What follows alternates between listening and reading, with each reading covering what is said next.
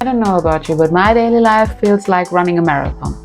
Day job, relationship, content creation for my soul business, building the soul business, seeing friends, making plans for the future, doing chores at home, everything at once. Feels kind of overwhelming. And there are so many expectations and deadlines and demands. I notice how this overwhelm turns into fatigue, self-doubt, and tension inside. I feel like I have to do everything perfectly, and in the process, I lose myself. When I was younger, I had no idea how to deal with all those expectations and the overwhelm that came from it. But when I grew older, I found a way out through my most beloved hobby, and that's TTRPG, also known as tabletop role-playing games. I've been role-playing since I was 18. Back then it was just a hobby, creating characters, exploring fantasy stories, and just having fun. When I was role-playing, I could develop characters that helped me to build strength. Roleplay allowed me to create characters that I thought weren't me. So, for example, one of the characters I liked the most was a dandy. He was a toreador I played in Vampire Dark Ages. If you haven't played Vampire, please try. I highly recommend this system. Anyway, I built this dandy. I called him Noah, and I could incorporate all the traits I thought I had in me. He was self-assured, he was strong, he was cocky, he was flirty, he was free-spirited, and he didn't allow anyone else to talk over him or to treat him like a lesser person. And as an undead, he was absolutely alive and a vibrant person. By creating characters like him, I got the opportunity to embody freedom and self-determination.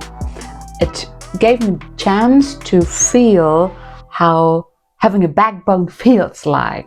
I learned how to express myself, how to handle conflict in an empowered way. I learned how to be cocky. I learned how to be strong. And I learned how to not care what my opposite thought of me. In the beginning, I thought, this is not me. How could I embody this? I had no idea how to get a hold of this character concept.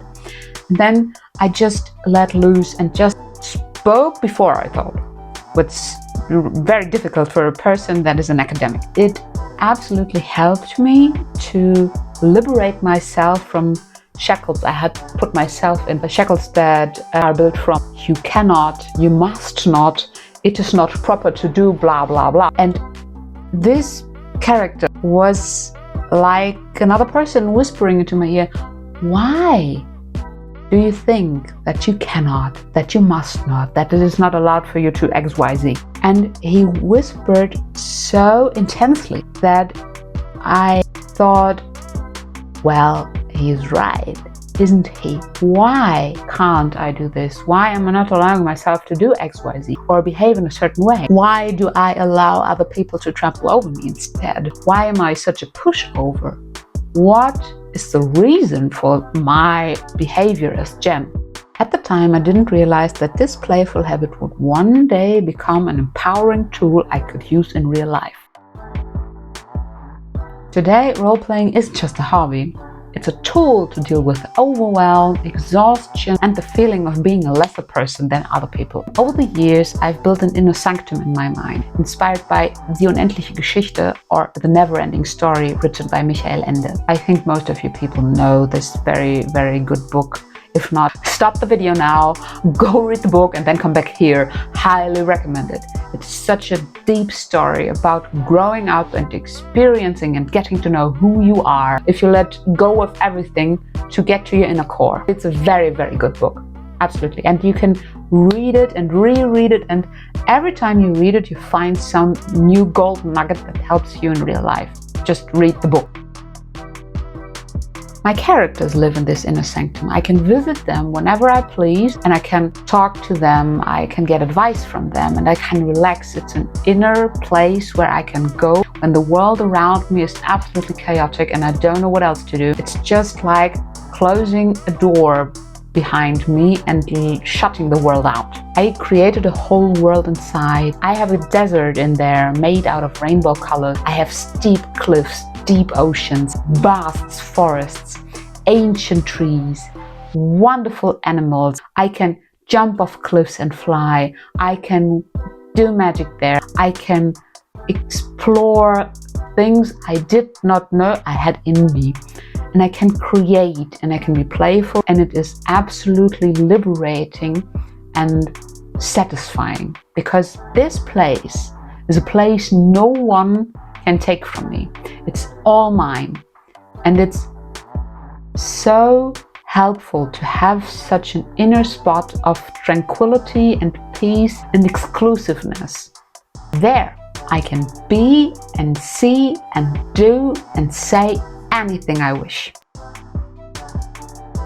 And the most important part is that in my inner sanctuary, I can experiment with roles, and I can take a look at them, and like in a sandbox, I can see how it feels like if I play the proud paladin, how I play the wise but very frustrated and agitated witch, how it can feel to be an old, knowing-it-all grandma that tells you fairy tale stories every Monday of the week. And working like this on the inside helps me grow on the outside, because those characters I develop empower me in real life. Let's take the dandy, for example. Through developing this character and embodying him in real life, at least parts of him, I learn to be playful, I learn to be independent, and I learn to be self-assured. And all those traits I could use in situations in day-to-day life. Stressful meeting? Well, I incorporate this guy and I'm just laid back. And no, you can't reach me from there with your shitty arguments. Please, lay down before you hurt yourself, honey. And that is so helpful when you can use a role or a mask to help you out in situations that would be stressful for your normal you, so to speak. In this inner sanctum, I play the role until it becomes anchored within me, so that I can recognize, oh, this is not just any character, this is actually a facet of my own personality.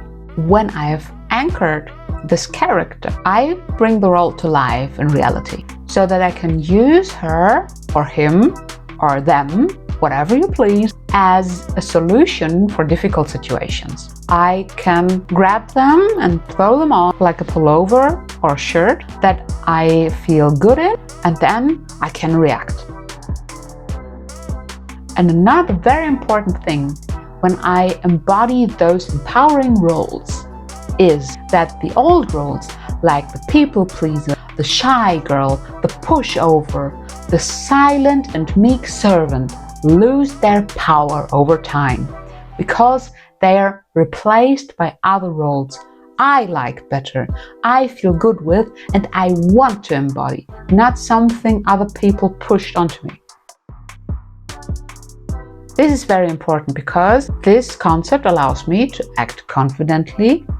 I can be playful, I can make hard decisions, I can be uncompromising, and I can still enjoy life. This concept shows the following: even if you feel overwhelmed or drained, there are still parts in you that can empower you. When you've practiced how to use them, you can grab them and change in an instant. You can let go of old roles and create new ones that empower, protect, and expand your personality. The inner sanctum lets you practice playfully and integrate the roles into real life. They can give you more autonomy, more courage, and more effectiveness.